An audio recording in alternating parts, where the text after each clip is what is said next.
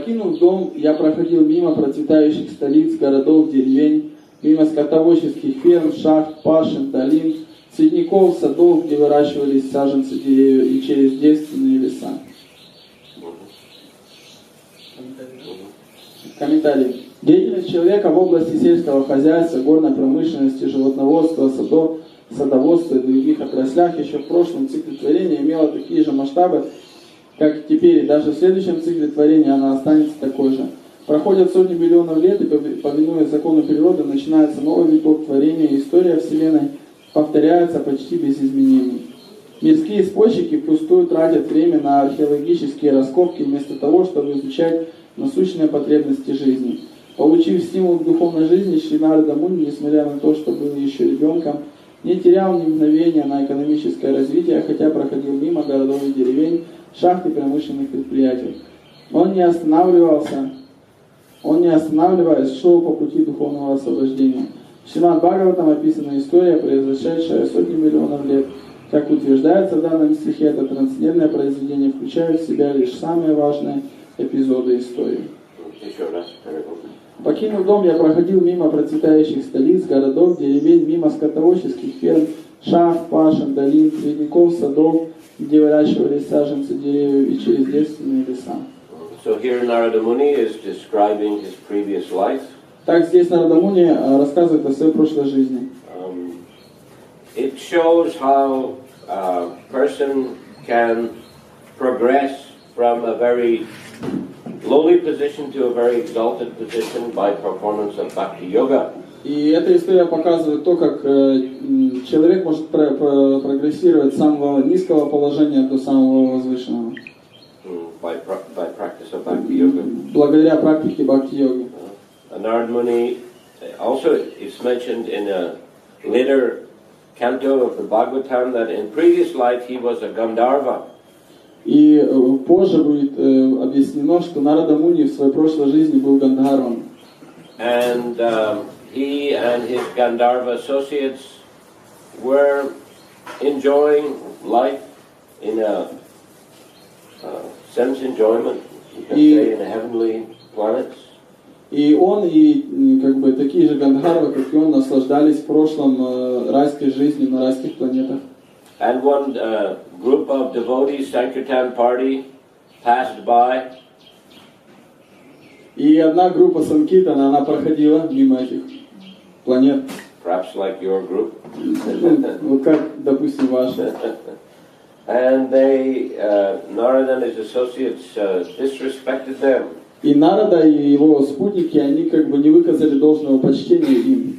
And they result, Narada got cursed to take breath as a Sudra. И в результате Нарада он получил проклятие в том, чтобы он в следующей жизни стал шудрой. And he took birth in this birth as a son of a maid servant. И вот он принял это рождение как сын служанки.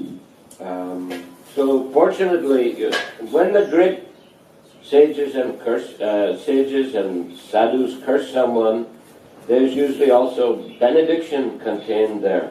И на самом деле, когда святой человек он проклинает, в этом проклятии также есть благословение. Saintly persons are not just interested in cursing people. Потому что священные люди, они никогда не заинтересованы в том, чтобы просто проклинать людей. They are the well-wishers of others. Они являются доброжелателями других. Pratikshava Karunikam Suridam Sarvadehinam Ajata Satravasantam Sadhavasa Vibhushana. The qualities of a sadhu are that he is tolerant and merciful. Качество садху — это то, что он является милостивым и терпеливым. And he's a friend of other living entities. И он является другом всех остальных живых существ.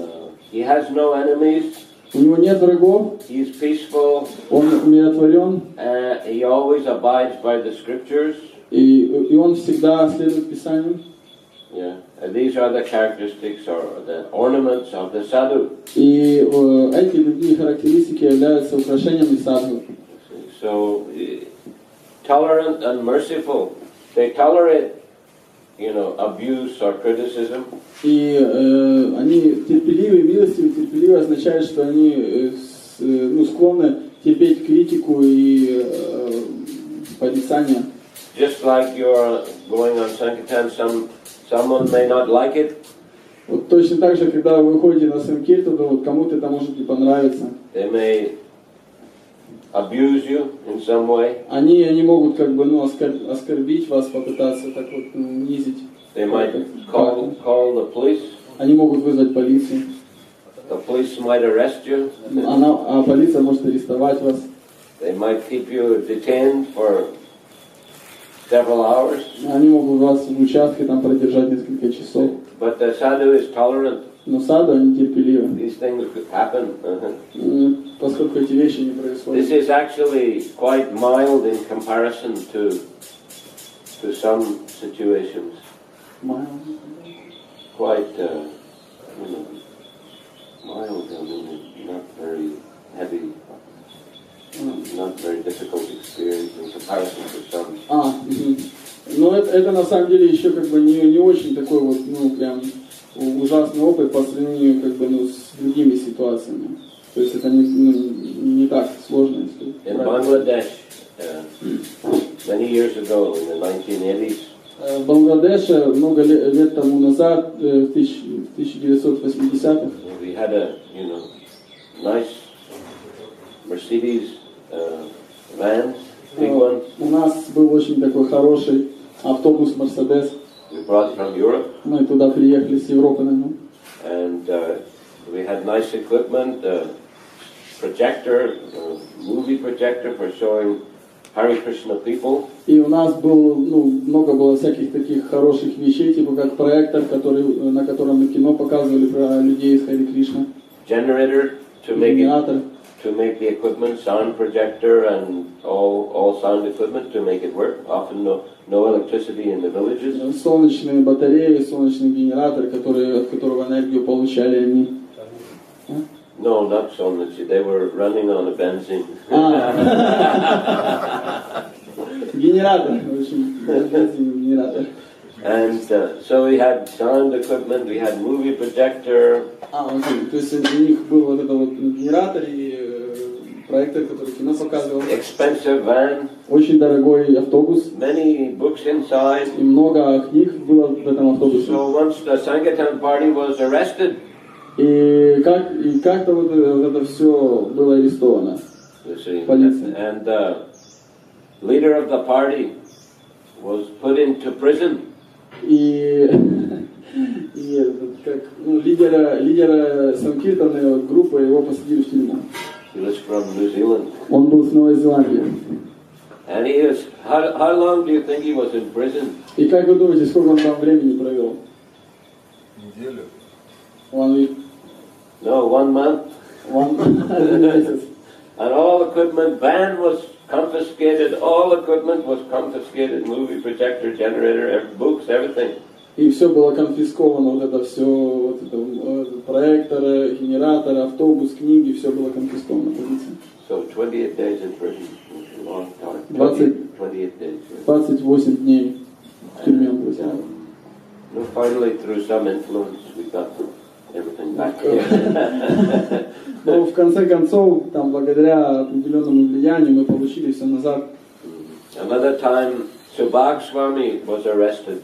В другой раз Субхаг Махарадж был арестован также. In Bangladesh also. В Бангладеше. Also 28 days in prison. Также он 28 дней провел в тюрьме. But our New Zealand devotee, they kept him in separate cell when he was under arrest. Но его как бы посадили. The New Zealand devotee, he was in a separate cell when he was arrested. Но вот преданный с Новой Зеландии, когда он был арестован, он был в отдельной камере, да? Quite comfortable. Более-менее комфортно себя чувствовал. VIP. But Subhag, they put him in a cell with about 60 or 70 other criminals, all packed up. Но Субхага Махараджа посадили в общую камеру, там где 60-70 человек сидело, таких. You can imagine, toilet in the same room. Туалет там в комнате. And he had to live there 28 days packed up in a room. 28 дней ему надо было жить в этой атмосфере. So sometimes the Buddha had to undergo quite heavy austerity. Поэтому преданным иногда приходится принимать как бы на себя достаточно серьезные аскезы. But still, they're tolerant. The sadhus are tolerant. По-прежнему садху, они, тем не менее, должны быть терпеливыми. Now what to do, А что делать? The materialists sometimes they are demoniac and they want to give trouble to sadhus. Потому что материалисты, они иногда хотят причинять беспокойство садху. They get kind of perverted pleasure from it. Они как бы, это для них своего рода такое извращенное наслаждение они черпают. But still, the sadhus, they're merciful. Но тем не менее садху они остаются милостивыми. They go on preaching Krishna consciousness. Они выходят и проповедуют сознание Кришны. They got everything back, got out of jail, and again they went on sankirtan. Они получили все обратно, и когда вышли из тюрьмы, и опять пошли на санкиртан. Subhag Maharaj, he went on preaching, in Bangladesh. Subhag Maharaj тоже как выпустили, но дальше начал продолжать. Still he goes there to preach. До сих пор проповедует. So, Statiksava Krunika, Suridam, Sarvadehinam, they're friends of all the living entities. Сухридам Сарвадехинам, они являются другом всех живых существ. And they want to help everyone, to uplift everyone spiritually. Они хотят помочь остальным живым существам, поднимая их духовно. Even Prabhupada said, not only human being, but all living beings. Прабхупада говорил даже не только людям, но и также другим живым существам. The devotees like even to give prasadam to animals, plants. Преданные, они нравится даже давать просад не только людям, но и собакам, животным и растениям. We know the story how Lord Chaitanya, when he was on the way to Puri, Nityananda Prabhu broke his danda. Мы знаем эту историю, когда Господь Чайтанья шел в Пури, Господь Нитянанда сломал его данду. And he was upset with the devotees, especially Nityananda Prabhu. Lord Chaitanya was upset. И Господь Чайтанья был слишком, он был расстроен преданным, поведением преданного, в особенности Нитянанда Прабhu. Because he asked Nityananda, how did my danda get broken? Where's my danda? И он спросил Нитянанду, как это так получилось, что моя данда сломалась, где она сейчас? And Lord Nityananda said, you were in ecstasy, we were dancing, and we embraced, and your danda was broken, and I threw it in the river. И он говорит, ты был в экстазе, мы были в экстазе, мы танцевали, потом обняли тебя, и эта данда сломалась, и вы так и ходят, и мы выкинули ее в реку. Untrue, it wasn't true. Но это не было правда. No, but they didn't like, the devotees didn't like Lord Chaitanya had to follow so many strict rules, sannyas, shave his head, and etc.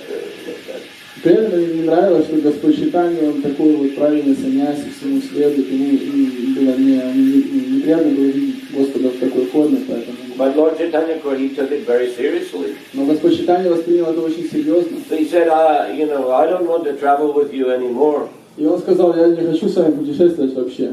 He said, you can go in front or you can go behind, I'm going alone. Вы можете идти взад или вперед, но я пойду один. So they said, okay, you go in front. И они ему сказали, хорошо, иди вперед. So at that time, while they were traveling, Shivananda Sen was managing the group. И в другой раз, когда они путешествовали, Шивананда Сена, он был, менеджером группы. And one dog began to follow. И какая-то собака привязалась к ним. And when they were crossing the river, he even paid money so that dog could cross on the ferry. И когда они пересекали реку, он платил за всех преданных, которые в лодке переезжали за лодку, и также за собаку заплатил. And he was also giving prasadam to the dog. И также он давал ей просадам этой собаке. But one day the dog disappeared. Но однажды эта собака исчезла. And Shivananda began fasting. He thought I offended the dog. И Шивананда начал поститься, и он думал так, что я оскорбил, наверное, эту собаку чем-то. And when they reached Puri, they saw the dog was sitting beside Lord Chaitanya. Puri. Когда они достигли Пури, они увидели, что эта собака рядом с Господом Чайтаньей. And Lord Chaitanya was feeding coconut pulp prasad to the И dog. Господь Чайтанья как усудил корм прасадом. And then it took 4 arm form and went to Vaikuntha. И они увидели, как эта собака приняла 4-рукую форму и ушла на Вайкунтху. So like that, Lord Chaitanya, his devotee, also merciful to the animals. И вот точно так же, как Господь Чайтанья был милостив к этой собаке, преданно также милостив. Of course, they try to concentrate on the human beings because they have more brain substance to understand spiritual life. Конечно, мы больше пытаемся сконцентрироваться на людях, потому что у них больше серого вещества в голове, которое помогает им принять сознание Кришны. But anyhow, this is characteristic of a devotee. He's a friend of all living entities, wants to uplift everyone spiritually. Но так или иначе, это является характеристиками преданного, который является другом всех живых существ, которые хотят давать людям духовное знание. So when the sadhus curse someone, they're giving him some chastisement or punishment, so he'll rectify his behavior, and at the same time some benediction to give him inspiration and upliftment.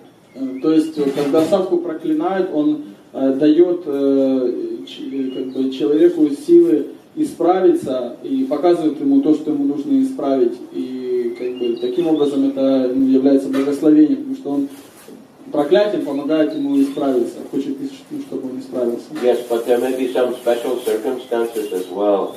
Not only he'll be improved by the curse, but there'll be some benediction included.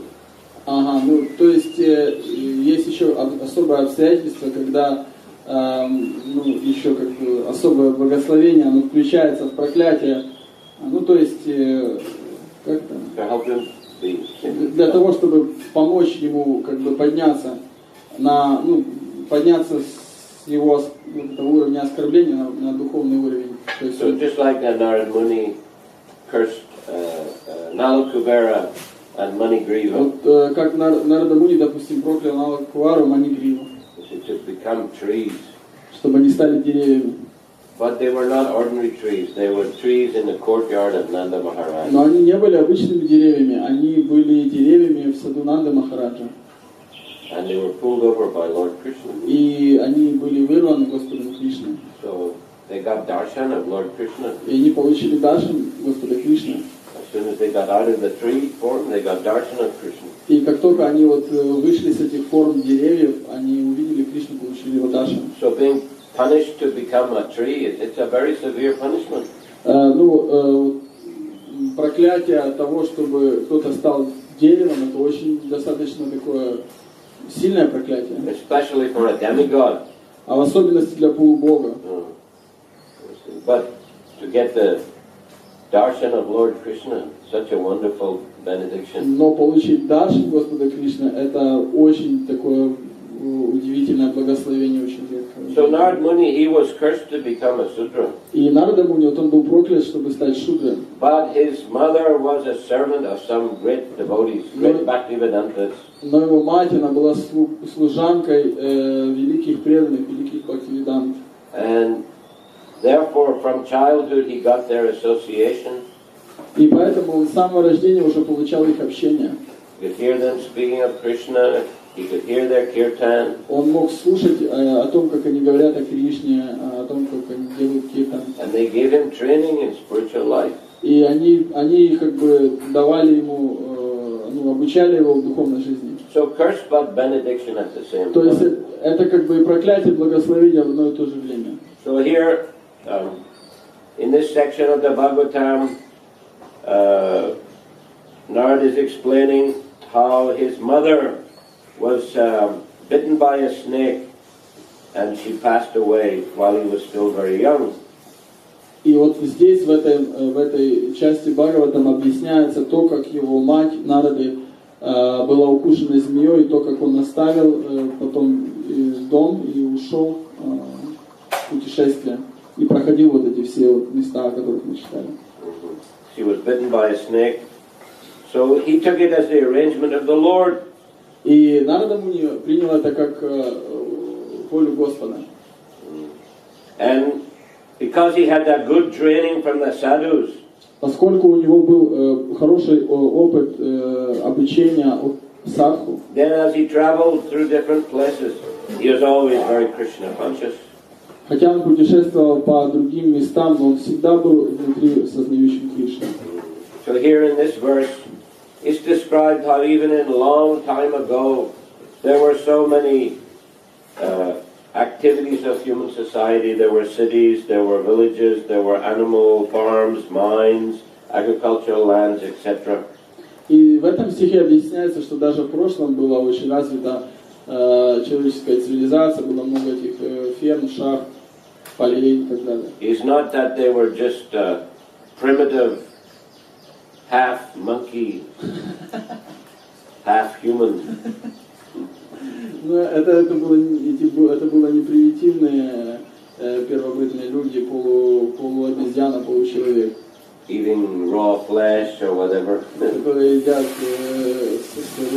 сырое мясо. Or had a few crude stone tools or something. У которых вот эти вот всякие молотки с камни и так далее, каменные носили. No, here it said there were nursery gardens, flower gardens, mines, agricultural lands. Тут говорится, нет, у них были разные фруктовые сады, полисадники, всякие поля. Flourishing metropolises means that quite large cities. Большие, огромные города, процветающие. But obviously it was much more sattvic than nowadays. Но это было намного благостнее, сатвичнее, чем то, что у нас есть сейчас. Well, especially because they didn't have all these motor cars and buses and trucks. Ну, в особенности, потому что у них не было вот этих всех мотороллеров, грузовиков и автобусов, которые загрязняют. So the atmosphere and the environment was still very clean and pure. Атмосфера и окружающая среда, она была намного чище. But as Prabhupada mentions in the purport here, you know, history is repeating itself. Но как Прабхупада здесь говорит в комментарии, история повторяется. There, you know, have been such cities for millions of years. И эти города не существовали миллионы лет. Sometimes there are civilizations and then everything, you know, in course of time diminished and was destroyed, and then another civilization came up. Но со временем даже эти цивилизации, они потихонечку приходят в упадок, разрушаются, и на смену им приходят другие цивилизации. Just as we read in the scripture, there are different yugas. Как мы читали в Писаниях, что различные юги. And they're repeating again and again like seasons. Они повторяются вот вновь и вновь, подобно сезонам погоды. Satya Yuga, Treta Yuga, Dvapara Yuga, Kali Yuga, like that. They're repeating one after the other. Те юги, они повторяются друг за другом. And so we get, you know, the characteristics of the different ages being repeated. И, ну, то есть мы можем понимать, что различные, как бы, юги обладают характеристиками, и они повторяются друг за другом. Постоянно, последовательно. We should not be surprised to read about advanced civilizations existing in the past. И поэтому это нас не должно удивлять, когда мы читаем в шастрах то, что существовала развитая цивилизация человеческая много лет тому назад. Anyway, Narad, even in the previous life, he was a sadhu. Так или иначе, Нарада Муни, он a sadhu even in the previous life. Нарада Муни, он был, все равно был садху даже в прошлой своей жизни. So this is a description here, how he was completely focused on spiritual activities. И здесь это дается вот объяснение этому, что он был, хотя был маленьким мальчиком, но он был сконцентрирован на духовных целях. Prabhupada said he did not waste time for a single moment with economic development, although he passed towns and villages, mines and industries. И Прабхупада здесь говорит в комментарии, что он не терял и единого мгновения, просто проходя эти все мимо города, вот эти все развитые цивилизации, то есть он не устраивался на работу.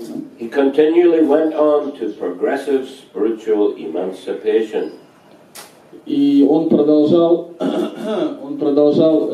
свой духовный путь, духовной самореализации. And after some verses we'll read how in meditation he actually had darshan of the Supreme Lord within his heart. И через несколько стихов мы с вами увидим то, как он после определенной медитации он получит даршан Господа.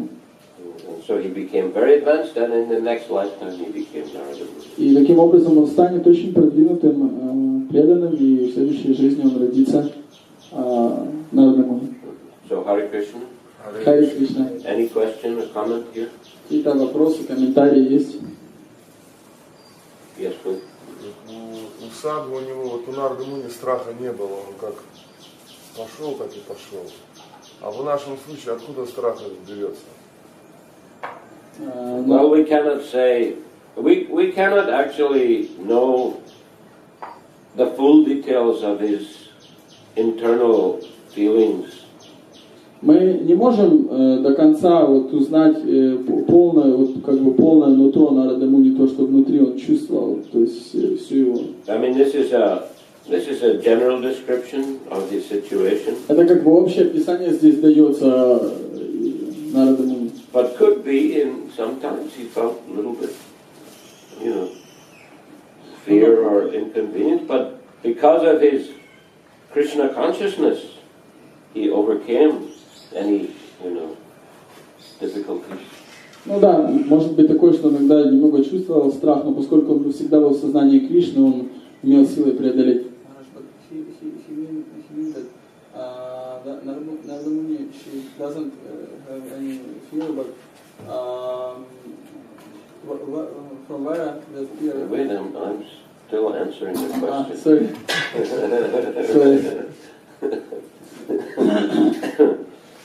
In the next verse, it's described that he was very tired, he was bodily tired, he was mentally tired. It's mentioned he was mentally tired. Но в следующем стихе говорится, что он испытывал сильную усталость, ментальную и телесную. So it means he was feeling some mental stress.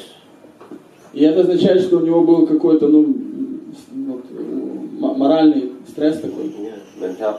Умственный. Yeah, so I mean he did experience also some mental and bodily weaknesses or inconveniences. И то есть у него также был этот опыт того, что у него была слабость и такая вот неудобство умственное и телесное. But because he was Krishna conscious, he passed through it. Но поскольку он находился в сознании Кришны, он мог это все преодолеть. He wasn't a machine where he didn't feel anything, any kind of difficulty or fear or stress. То есть He was not a machine. Он не был, то есть машиной или таким автоматом, который не мог это преодолеть. He also felt, то есть идея в том, что он тоже был внутри, он чувствовал что-то, он не просто был такой машиной для медитации, у него были эти переживания внутри, он это в себе преодолевал живым. So we should learn from this story that he was in a low-born position. И мы можем, вот эта история нам показывает, что он был, у него было низкое рождение. He experienced various kinds of difficulties, mental and bodily. И у него был также опыт вот этих проблем телесных и умственных. But by the power of Krishna consciousness, he crossed over all the difficulties. Но благодаря силе сознания Кришны он смог это все преодолеть. So we shouldn't think that this is not relevant to us. И мы не должны думать, что это не относится к нам. Oh, that's Narada Muni. He's in the spiritual sky, or he's on that level. Well, how can we possibly attain? И мы не должны думать, что вот Нарада Муни, он там где-то в духовном небе, понятно, он это все мог сделать, но как это нам все применить? No, he also was experiencing difficulties. Нет, он тоже проходил через все эти трудности. He was in a low position. У него было низкое рождение. But by power of Krishna consciousness, he was uplifted. Но благодаря силе сознания Кришны он был поднят с этого положения. So yes, we will feel some fear sometimes. Да, конечно, мы также можем чувствовать страх какой-то. But by steady practice of Krishna consciousness, we can pass through those difficulties. Но благодаря стабильной практике сознания Кришны мы можем преодолеть все эти трудности.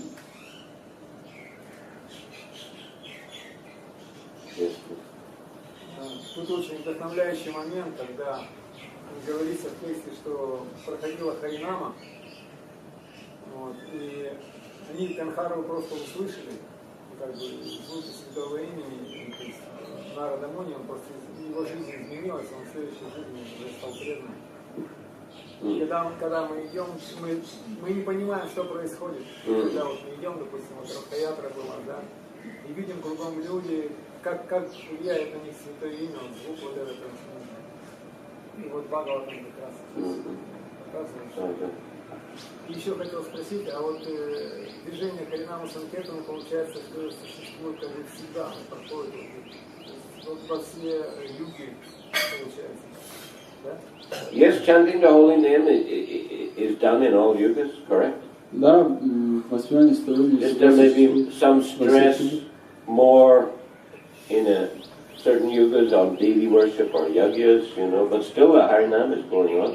В разные юги просто подчеркивается разное юга-дхарма, там уделяется внимание поклонению божествам или жертвоприношениям, но Харинама всегда существует. А когда закончится вот этот золотой век, 10 тысяч лет, там вообще не будет сознания Кришны и Харинама, когда закончится? No, there will still be some, but it will be less and less. Ну, в Буне будет что-то, просто будет меньше и меньше, очень мало. And of course it's the worst age. Ну, конечно, это такой ужасный век. In the other ages, I mean, in general, people were much more pious and they were performing all these different activities, deity worship, yagyas, meditation, chanting the holy names. И в прошлые юги люди были более благочестивые, они совершали все вот поклонение божествам, жертвоприношения, воспевали святое имя, они все это совершали. But still will be going on, even later in Kali Yuga, even in degraded times. Но, тем не менее, даже в Кали-югу это будет продолжаться воспевание святого имени, ну просто в меньшей степени, меньше будет. Brahmanas will be also there. Браманы тоже будут. Kalki comes as a son of a Brahmana, as I recall. И Калки, вот он явится как сын Брамана, то есть будет Брамана. Something will be there. Что-то будет. Он будет проповедовать или он будет все разрушать? He'll be preaching or he'll destroy. Kalki? Yeah, he'll take a more severe course of action. Ну, он посерьезнее как бы будет разговаривать.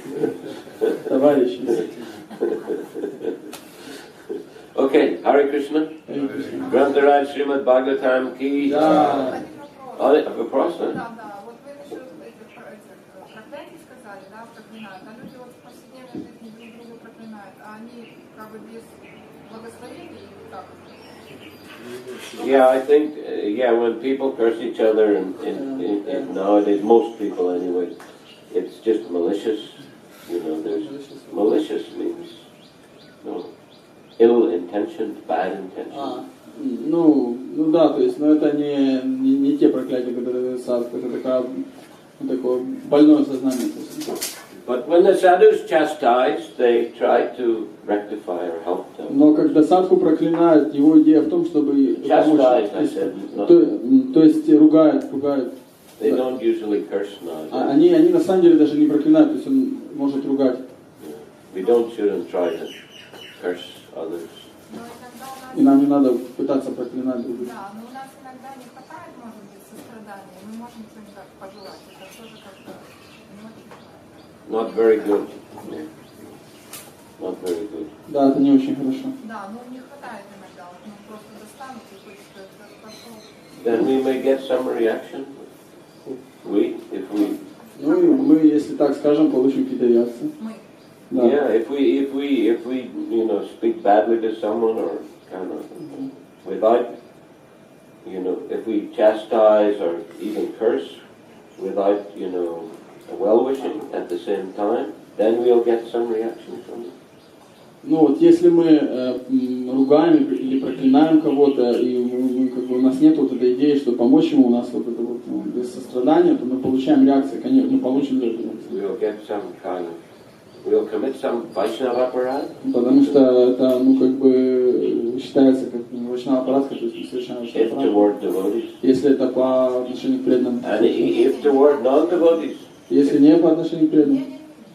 If toward non-devotees, we also can get some reaction. И все равно, даже если по отношению к непреданным, все равно получим реакцию. You know, if we misbehave or abuse somebody, it will disturb our consciousness. Если мы неправильно себя повели с кем-то или оскорбили, это также будет наше сознание беспокоить. Prabhupada did say Vaishnavas are respectful even to the ant. Прабхупада говорил, что вайшнавы, они выражают всем почтение, даже муравьям. So we have to be careful. Поэтому нужно быть внимательным.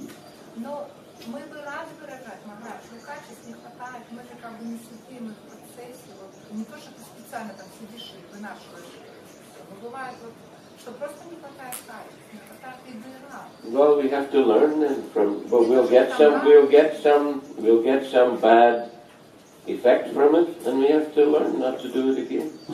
То есть, когда мы получаем этот эффект от оскорбления, это учит нас тому, как не поступать так в следующий раз. Нет, понятное дело, что мы учимся, понятное дело, что на грабли иногда приходится выступать не получается. She says that, yes, I understand that everything, like, we are all on today, we are studying, but still we are going to do some mistakes. Like how we can protect ourselves from it, because it's like an unconsciousness mistake, obviously. Well, we have to learn from our experience, we have to learn from the scripture, we have to learn from, sadhus. Мы должны учиться просто от нашего опыта, от садху, и шастры должны получать. And if we don't learn, we'll go making the same mistakes again. И если мы не делаем выводов после ситуации, мы опять будем совершать эти ошибки. То есть нужно продолжать учиться. Prabhupada said, first-class person learns just by hearing. Прабхупада говорил, первого класса человек учится просто услышать. Second class, he hears, but still he makes mistakes. Второй класс человек, он услышал, но он по-прежнему совершает ошибки. But still he learned from his mistakes. Но он уже учится на своих ошибках. And third class, he hears, he makes mistakes, and he doesn't learn. He goes on making the same mistakes. И третий класс, он слушает, совершает ошибки, и даже ошибки его не учат. Он снова и снова их совершает. Они не дают ему опыта. То есть проклятие саду — это благость получить?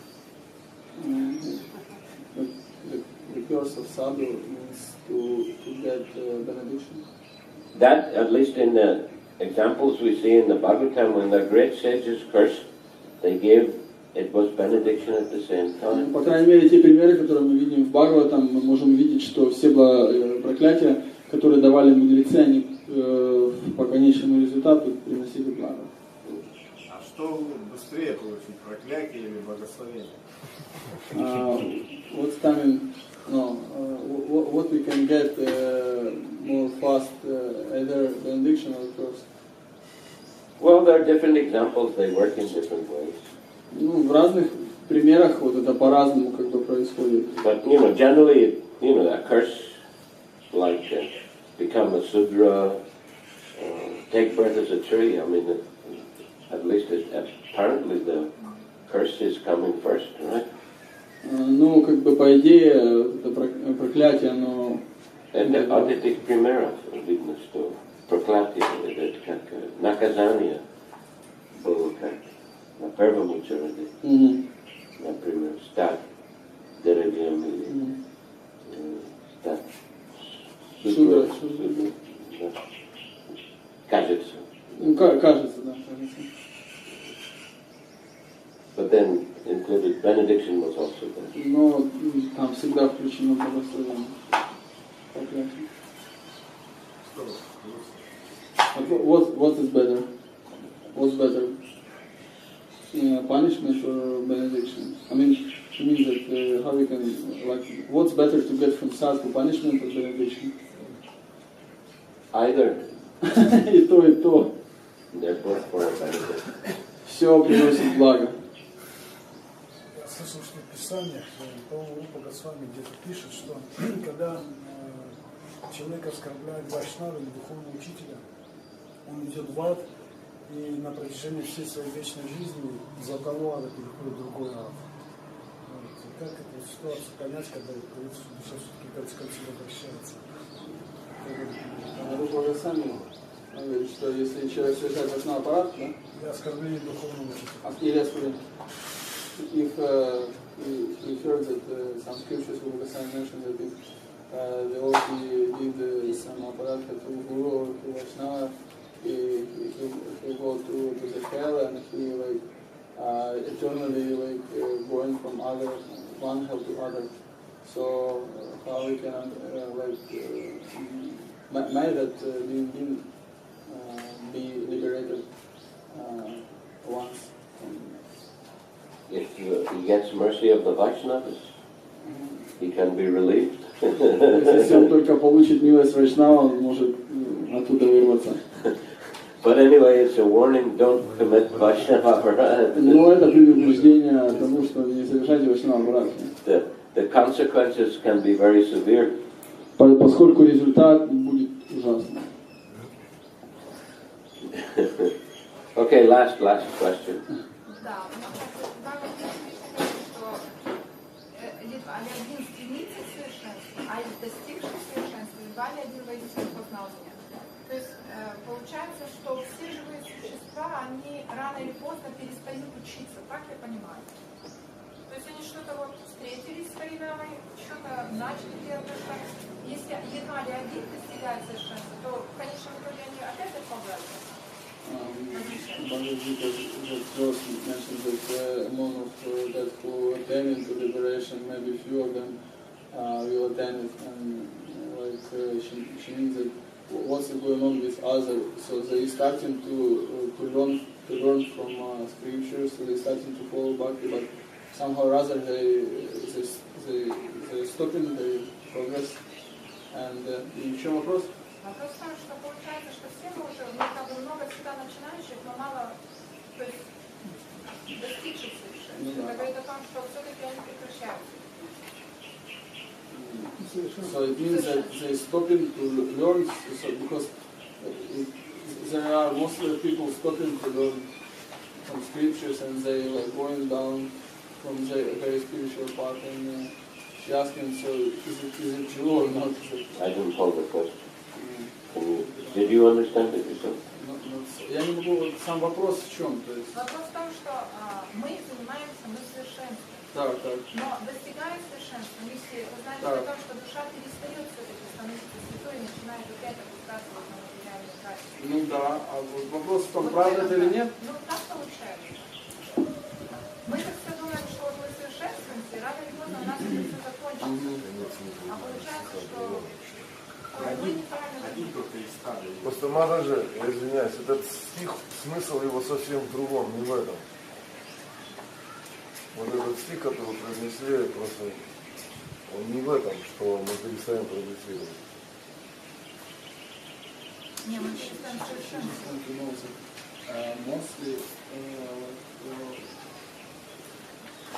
Mostly of people who starting to do bhakti yoga, mostly of them after a while stop to do their progress.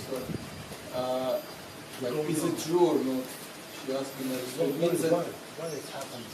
Why does it happen? Why does it happen? And why the soul stop to learn from other, even gods and experience before? Maya is very strong. Maya сильна. Maya is always putting obstacles. Maya всегда какие-то препятствия. There may be ups and downs on the path. Есть взлеты и падения на пути. But still Krishna says, that even a little performance of devotional service, it can give one great benefit. Но Кришна также там говорит, видите, что даже небольшой прогресс на этом пути дает человеку высочайшее благо. And even if there is some, slowing down, still the fact that a person has engaged in devotional service is a big credit, eternal spiritual credit. Даже если они там у них какие-то сбои на пути есть или не падают, тем не менее у них есть вечный духовный кредит и вечное благо, которое никуда не пропадает. And generally they'll somehow manage to continue. И generally, yeah, even devotees have some difficulty. In the long run, they'll manage to continue their spiritual progress. И так или иначе, они рано или поздно все равно как-то пытаются вернуться на этот путь духовного прогресса, то есть он большой этот путь, и могут приходить, уходить, но они всегда стремятся вернуться.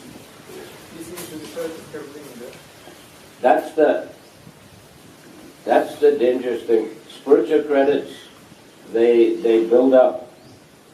Spiritual credits, they build up. Even if there is some like peri-reef, they still remain. But if someone commits a serious Vaishnava aparat, he can destroy his spiritual credits. This is the danger. Да, то есть опасность только в оскорблениях. Когда человек совершает духовную практику, он нарабатывает духовный кредит, и он никуда не девается, только вот Вайшнава аппаратха, она может его сжечь. Полностью. This is our last question. Последний вопрос. Успел. А вот я хотел задать такой вопрос сама. Вот пока мы вот сейчас проповедуем, у нас, слава Богу, все есть. И просад, и то есть, средства для передвижения. То есть условия, можно сказать, идеальны. Но и то бывают такие моменты, когда преданные устают во время переездов или после похоронам. Усталость накапливается, бывает. И тогда уже вот именно отношения трудно поддерживать. Бывают какие-то срывы, и вот и начинается вот такое. Я думаю, скорее всего, это будет, не знаю. Но трудности не будут всегда. То есть в дальнейшем все равно какие-то препятствия будут, сложности и разные. Как вот подготовить себя, чтобы даже сейчас уже не было вот этого неутренности и когда устаешь, чтобы не уплескать на других преданных свою эту усталость и недовольство какое-то. Вот как это научиться этому? It's a question of, well, experience, controlling the senses, controlling the mind. Это вопрос опыта и контроля ума и чувств. You know, as I said, you treat others as you would like to be treated yourself. Treat others as you would like to be treated. То есть относитесь к другим так же, как вы хотели, чтобы относились и к вам. Это пословица. Иногда не хватает терпения. Sometimes not sufficient tolerance is not sufficient. No, we have to learn by experience. Вот опытом нужно учиться. Опытом. Терпеть. Good experience for us. Хороший опыт для нас. Спасибо. Hare Krishna, Grantaraj Srimad Bhagavatam ki, Srila Prabhupada ki, Sankirtan Yagya ki, Navadvita Bhaktivinoda ki, Nitai Gaura Premanandi.